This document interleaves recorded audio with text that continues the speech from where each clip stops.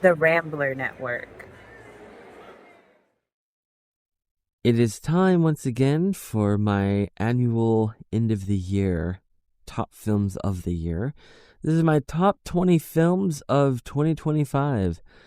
Now, before I begin, I will say that, okay, so last year I saw 73 movies, and the minisode was over 2 hours long. And this year, I saw exactly 40. Okay, so the thing is, beginning of this year, I became a lead at work, so now I work more hours, and like with the 100th episode with Summer, at one point I was like, uh, I kind of addressed the job thing, like it, um, it's kind of a love hate thing. It's like I love that I have the job, but at the same time, it keeps me from doing things outside of work. I basically live at work, so yeah. Um, so I watched a lot less movies. um, so there's a lot of movies that I wanted to see that I didn't get to, and like I didn't get to see Running Man or The Long Walk, and I didn't see Elio. I ended up seeing it on Disney Plus. So that's uh, I will say Elio is on here. So I did a slight change on here. Usually it's I only count movies I saw in theaters, but yeah. Basically, if it came out this year and I saw it, whether it's on at theaters or on streaming, I will count it because now there's a lot of streaming exclusives, and maybe like if I had seen like if I had this rule back when Prey came out, I would have included it, but that wasn't a thing. And yeah. Anyway, so I also speaking of work stopping me from watching a lot of movies, I have to leave for work in 2 hours, so I'll record this and edit it later. It is I was because usually I record these the day before New Year's Eve, so I record it, edit it, schedule it, and then it goes live like 2 hours later. Well, I'm having to do this on Monday, and New Year's Eve is Wednesday, and to me, I know that's like one day earlier than usual, but I'm looking at the schedule, and I'm basically open to close the rest of the year, which sounds dramatic, but it's only like 3 days. So I have to do this now. This is like the only time I can do this. Also, because I don't have a lot of time, I'm not going to deep dive into every movie like I have been in the past. Some movies I'll probably just be like, yeah, that movie was good. Anyway, next. So, anyway, number 20, Roofman. When they announced this movie, I knew the story because I listened to a lot of true crime, and I'm thinking, how is this movie going to, how are they going to turn this into a movie? It wasn't much of a story. Well, turns out I misunderstood the story. I thought he spent the whole time hiding in Toys R Us. I thought it was basically going to be like a Home Alone situation where he's just like there setting traps and stuff. But I don't know. I watched the movie and it was really good, and I'm like, there's no way all this happened. And then so afterwards, I watched a documentary, and yeah, for the most part, it happened. They did kind of creative liberty stuff. But yeah, I liked it. Number 19, Shelby Oaks. Nope, Shelby Oaks. Um, I've been a fan of his for a long time. Chris Tuckerman. Oh crap, that's awkward. I've been a huge fan. Name. Yeah, okay. So like, as if you've been listening to the show for a long time, I'm not good with names, so leave me alone. Also, I plan on not editing this too much, so um, yeah. So Shelby Oaks, like I was excited. and it was good. Um, I think like the main thing I heard people complaining about, and I kind of agree, is the ending. Uh, but the rest of the movie was good. Like the ending, I was just kind of like, oh, we're doing that. I'm not gonna. Okay, so some of these I'm not gonna spoil. I'm not gonna spoil this one. The rest of the movie is good though. So when you watch it,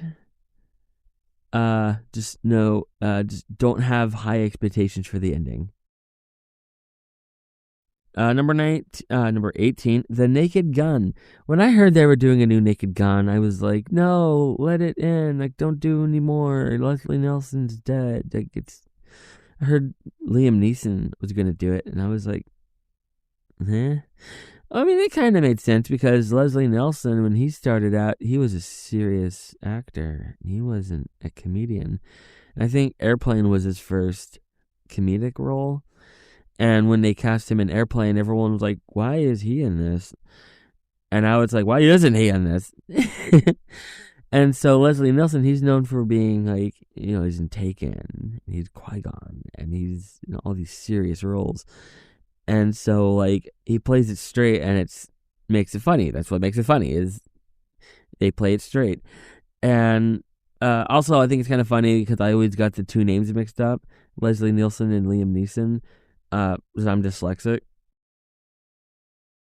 Like, actually, like sometimes when I say that in response to something, people are like, "That's not funny." There are people who are really dyslexic. No, I'm actually dyslexic. Um, I just learned to like make jokes about stuff like that. It's like I'm also OCD. I am CDO and dyslexic. So yeah. Naked Gun was. I went back to the. I don't know if it was the Zucker team doing it, the people that did the original. They have like a very distinct style of humor, and it's not very modern. Uh, like, you watch those older Zucker movies, like Airplane, Naked Gun, Top Secret, and they're hilarious. But I always kept saying, "Oh, they can't make those today. That's not the kind of humor people like." Well, that's the kind of humor in the Naked Gun, the new one, and yeah, it works. It's really good, and my audience was laughing. Uh, Number 17. I already kind of spoiled this one in the intro. Elio. Uh, what? I didn't know anything about this going in, and like I literally watched it like a month ago, I think, or a week ago. I don't know. The days were just sliding together. It could have been yesterday for all I know. um, and I had only seen a couple trailers, and I'm like, I still don't know what this is about. Usually with Pixar films, you watch one trailer, like I get the gist. This one, I watched the trailer. I'm like, okay, he gets abducted. They think he's the leader, and he goes with it. I thought that was the whole premise, and for the most part, there was a lot more here than I was expecting, and I was laughing so much, because it's a Pixar film, and also like getting emotional because it's a Pixar film, and it is on Disney Plus. So if you haven't seen it, I recommend it. There's only two Pixar films I do not like and don't recommend. There's Cars 2, which is to this day the only Pixar film I've never finished, and The Good Dinosaur, which I guess audiences are mixed on that one, because when I say Cars 2, everyone's like, "Oh yeah, no one likes that one." When I say The Good Dinosaur, the response is either "What?" or "Yeah, I didn't like that one either." So yeah, I at least finished it though. I could not finish Cars 2.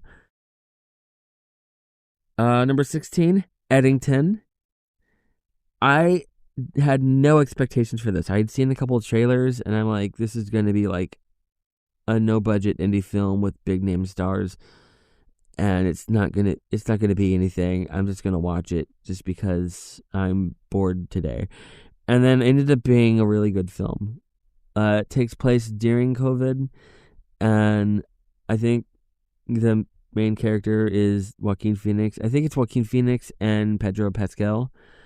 And Joaquin plays like a sheriff, and Pedro plays the mayor.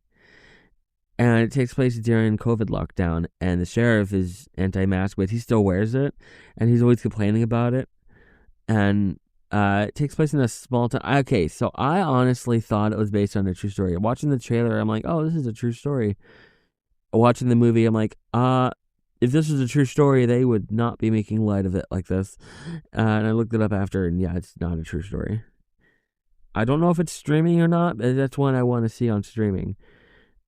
It was really good. I was like, there was, I'm gonna say beginning of the third act, something happens that, and then like from then on to the end, it's a completely different movie. And when the moment happens that changes the movie, I was in shock. It was out of nowhere, completely shocking, and it's one I recommend. Number 15, the most recent movie I saw, actually the last movie I saw of the year, Avatar: Fire and Ash. Every Avatar movie so far has been, has been on my list.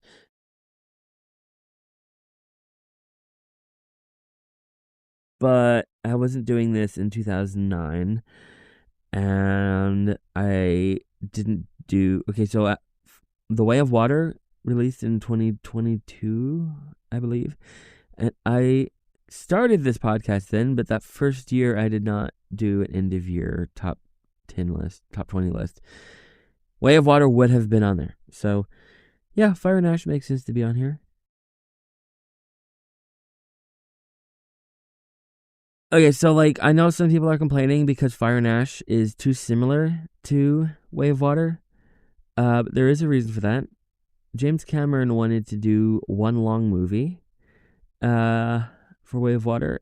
The studio was like, yeah, it's a little long. So what he did was he broke it up into two films, kind of like Tarantino did with Kill Bill. So that's why Fire and Ash feels too similar to Way of Water. It's because it was technically part of the same movie. In fact, it literally starts right when Way of Water ends. I feel like you could remove the credits and splice them together and not notice.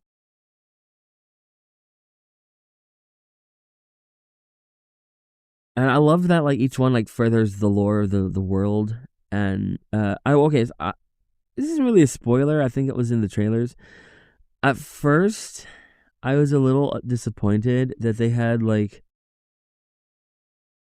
Earth cities in on Pandora now. Instead of just having like mining facilities or whatever, they have like full on cities now. And I was like, why were they doing this to Pandora?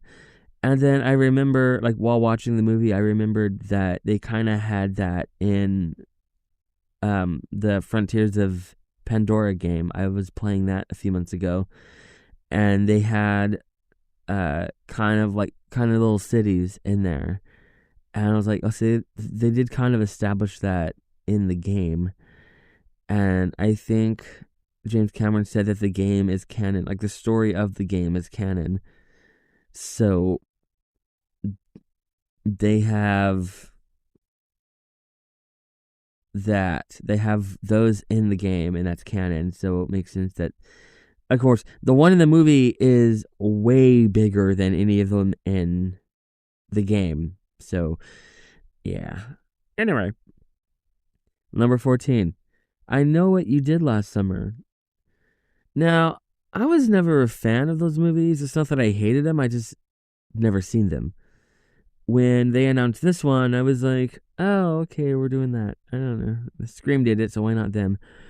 And like the day before I went to go see this in theaters, I actually went and watched I Know What You Did Last Summer, and I still know what you did last summer.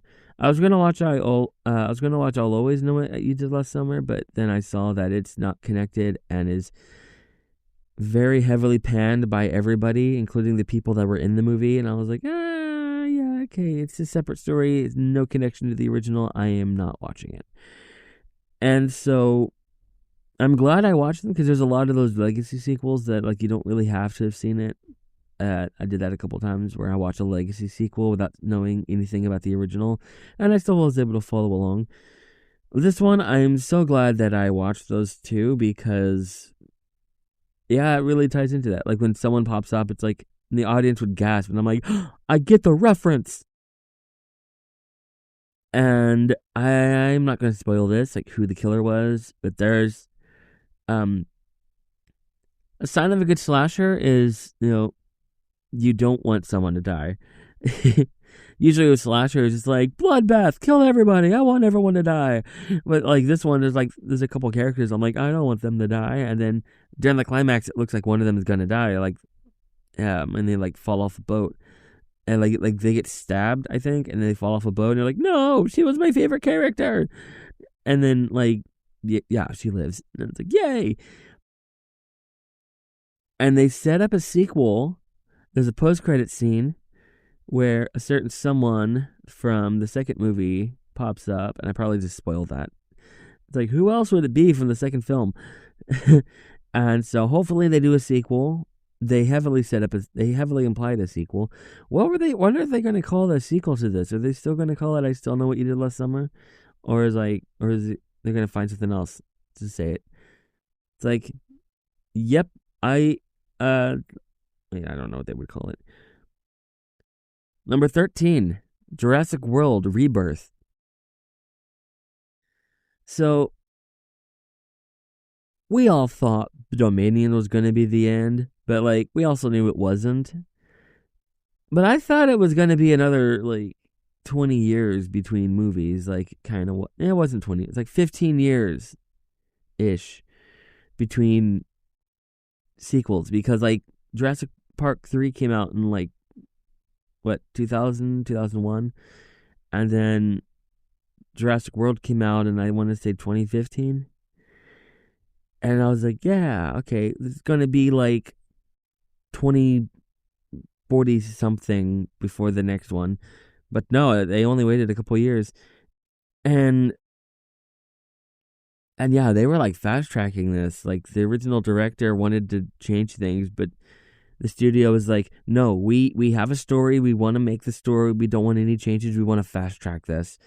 And less than a year later, it was released. And I'm like, that does not sound good. I am concerned. And yeah, it ended up being really good. I liked it. Like they kind of went back to the basics instead of like trying to expand the world and make it bigger and go bigger and better or whatever. What they did was basically it's kind of like Jurassic Park 3, which is funny because that's my least favorite Jurassic Park movie. Like across all 7 movies, Jurassic Park 3 is my least favorite. And they kind of did that where they had to go back to one of the islands to rescue someone.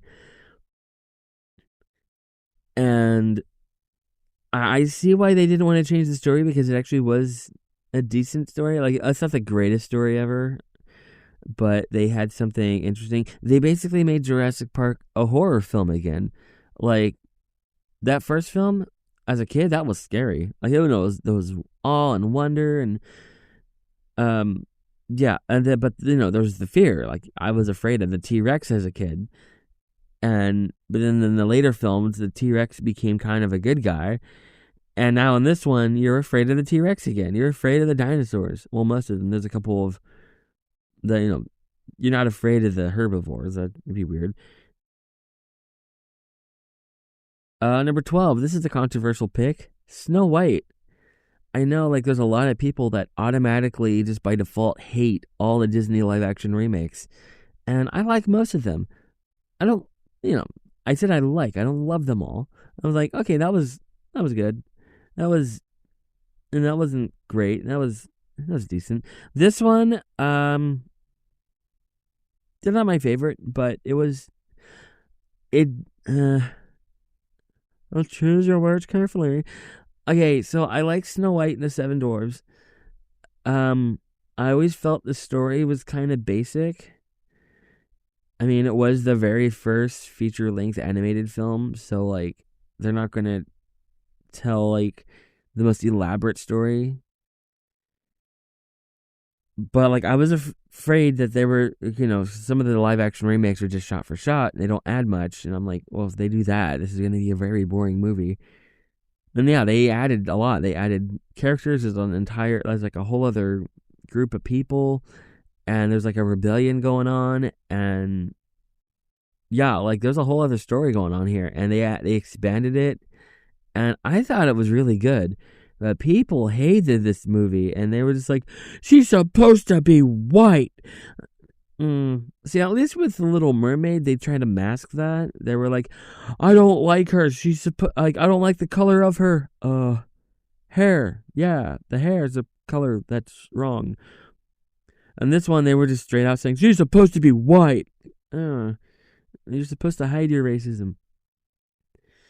And so, like, when I tell people I like Snow White, they were like, "Oh, you're just a corporate shill." Like, no, I don't like every live action remake. There's some that I let's see, one of my I'd say my least favorite. I can't think of what my least favorite would be. Uh, I kind of want to say Lion King, because that one basically was a shot for shot remake, and like the animals had no facial expressions because they made them realistic. At least in Mufasa, they gave him expressions. Now, if they could like George Lucas the Lion King and give them facial expressions, it would improve it a little bit. But I don't think they're gonna do that.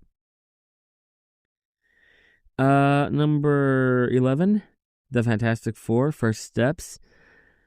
This is the first time I feel like the Fantastic Four has been done really good.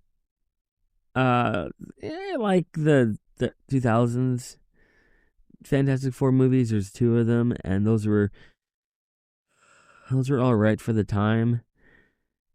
Even back then, they felt kind of cheesy, and looking back now, like they were really cheesy. I never watched Fan Four Stick.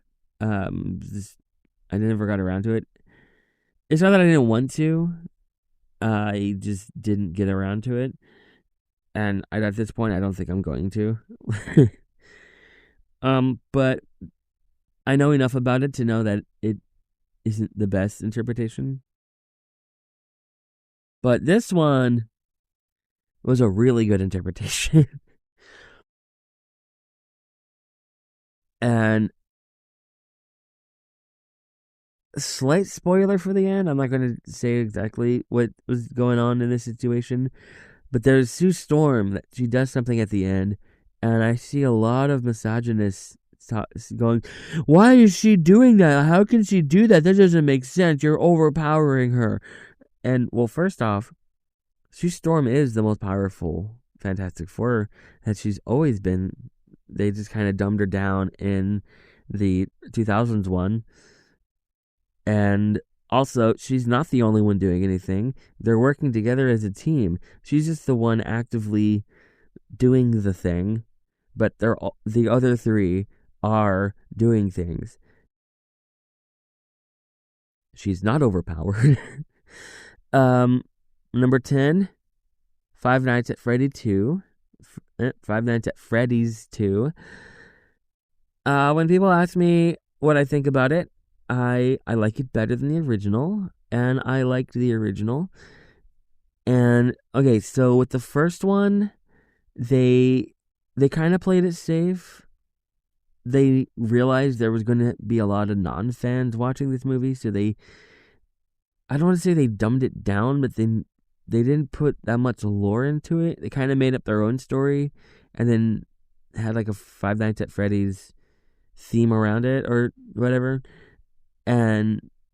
But it was a good story. I liked it, and a lot of the fans liked it too. It's like it's not. I don't think it's canon to the games. Like it's its own. It's like a mishmash of what was in the games, and it's kind of like what Marvel does with the comics. It's like they take a little bit of this, a little bit of that, and it's like you can you can see where the source was, and it's like, oh, they combined three different stories into this story, and it works. And that's kind of like what they're doing with these movies. Well, with Five Nights at Freddy's 2, they were like, okay, if you're coming back to see the second movie, you're probably a fan. So they leaned more into the lore, and it's a lot better for it. And I'm like really excited for the third one. And I don't know if the third one's going to be the last one, or if they're just going to keep making them until people stop buying tickets, which is more likely. I am liking it. And also, I've only played the first FNAF game. I only know the lore because of Matt Pat. Number 9, Karate Kid Legends. I was gonna okay, so I did an episode this season on Karate Kid.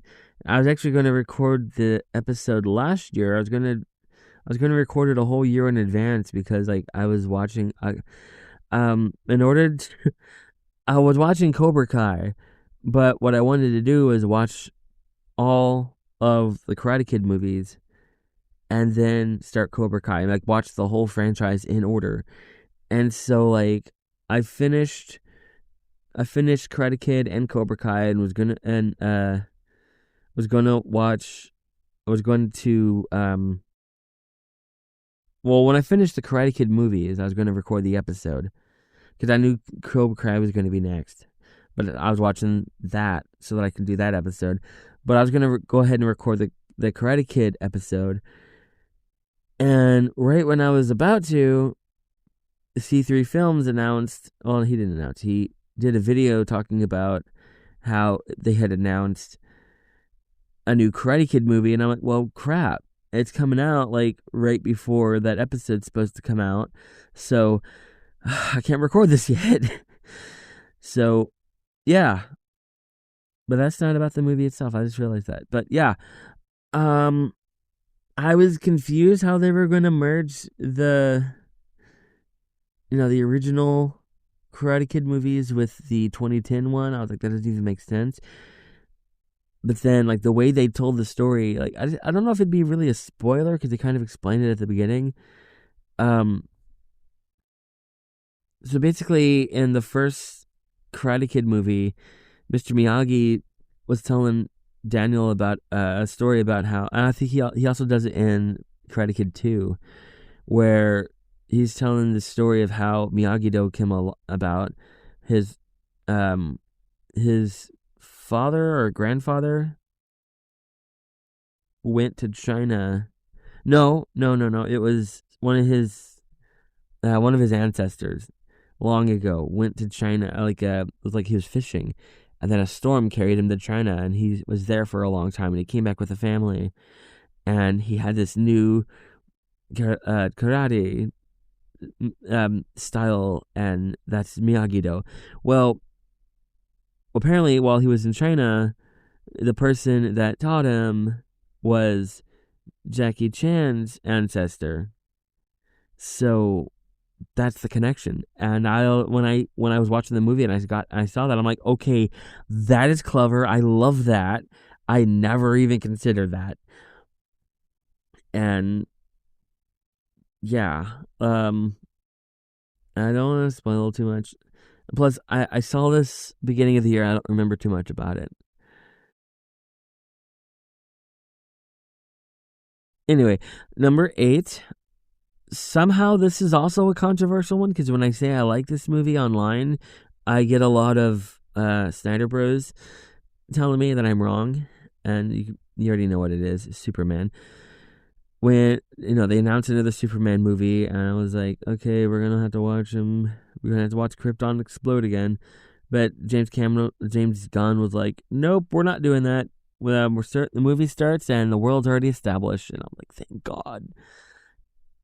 And yeah, when I as the movie was being developed, and things were, there was leaks, and then they were talking about, oh, it's gonna have this, it's gonna have that, it's gonna have all these heroes.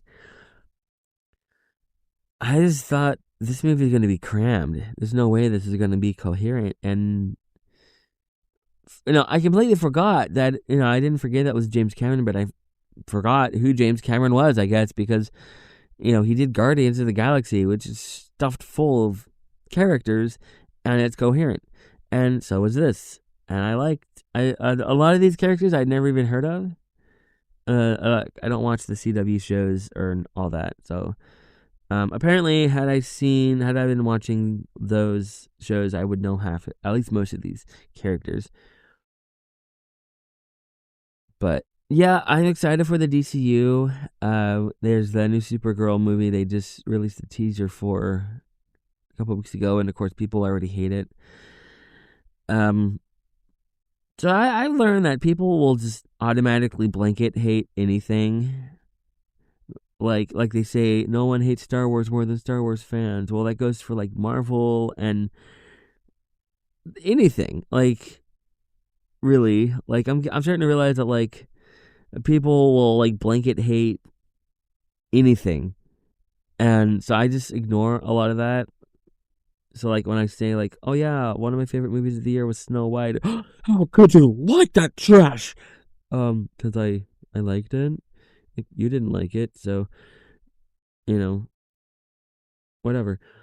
Number 7, Thunderbolts, star or asterisk.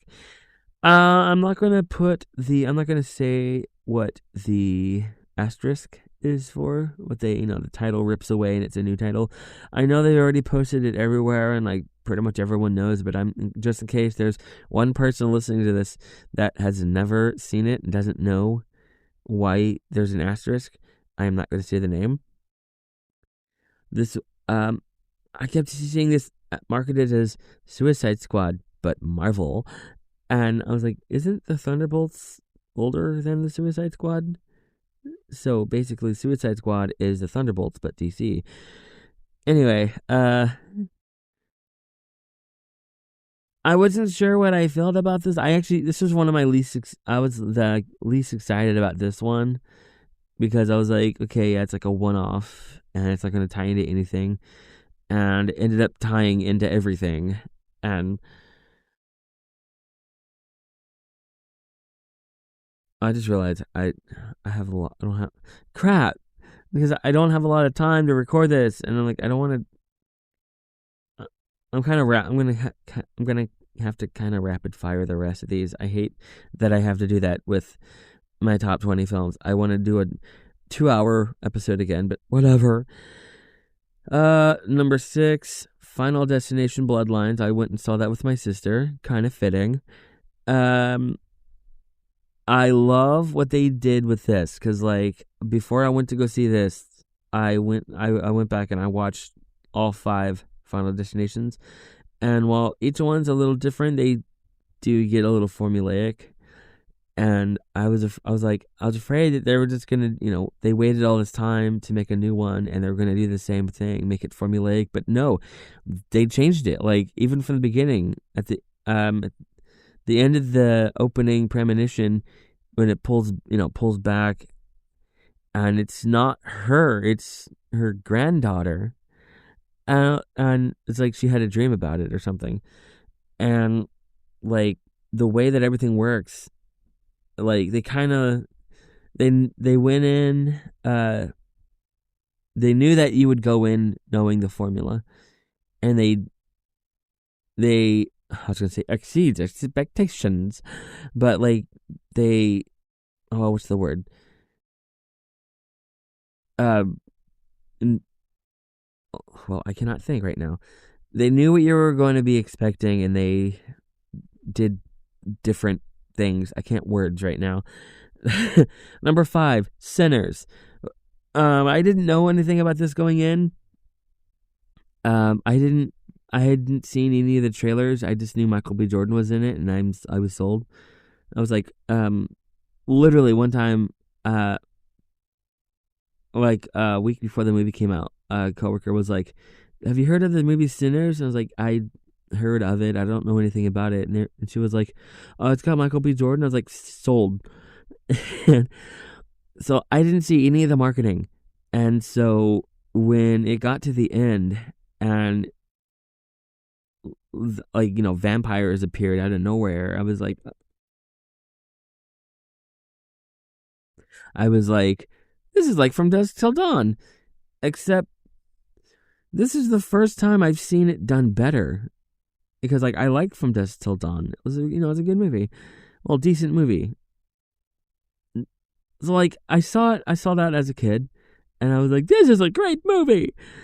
But like now that I'm older and there's Sinners now, I was like, okay, Sinners is now the new standard when it comes to doing this, because looking back, From Dusk Till Dawn's kind of doesn't age well. I don't know. I haven't seen it since I was a kid, but looking back on what I remember, I'm gonna stick with Sinners. Number 4, Spinal Tap 2: The End Continues. When they announced they were doing another Spinal Tap, I was kind of torn. I was like, yes, more of that, because that team is great. And I know I love Spinal Tap, and it's hilarious. It's one of my favorite movies. And well, at the same time, I was like, I'm afraid they're going to ruin it, because they trapped lightning in a bottle in the first one. And yes, I deliberately used that wording because that's what Rob Reiner said. And so, yeah, they did it. They did great. It's a great movie. I loved it. And it just, when I watched it in theaters, uh it never occurred to me that by the end of the year, one of the people in this movie wasn't going to make it to the end of the year. And yeah, like I when I put Spinal Tap on here, I was like, there's no way I can't not, even if I'm rushing through it, there's no way I can't at least acknowledge in some way um that it's, when I got the news that Rob Reiner had died, my first thought was, oh, maybe he like had a heart attack or something, or died in his sleep, or he wasn't even that old. Um, so like I thought maybe he had like a heart attack or something. And then I heard that him and his wife died together, and I'm like, carbon monoxide? And then his son got arrested, and I'm like, oh, you've got to be kidding me. That is like, I I know I'm not the only one that was angry. I was like, why we okay, I'm just gonna move on. I don't want this to become an angry rant. I did an angry rant at work with a coworker, and she was like, "Oh, did you hear about Rob Reiner?" I'm like, "Oh, don't get me started." So yeah, don't get me started. Number 3, Weapons. So I wasn't gonna see this because like I don't literally all I knew was that trailer with the kids running with their arms outstretched, and I'm like, is the whole movie? It's like when the kids become crazed and attack the city. Like, I don't. What is this? And then I watched it. I'm like, oh my god, that is great. I love this. This is great. Um, I didn't realize that I forgot his name, but he was in The Whitest Kids, and so like he was big at comedy, and so like without spoiling anything, that ending was comedic.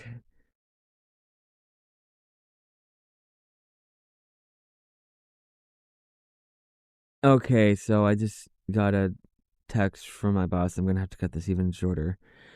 Uh, so my top two. Number 2 is gonna surprise everybody because everyone, including myself, expected it to be number 1 this year.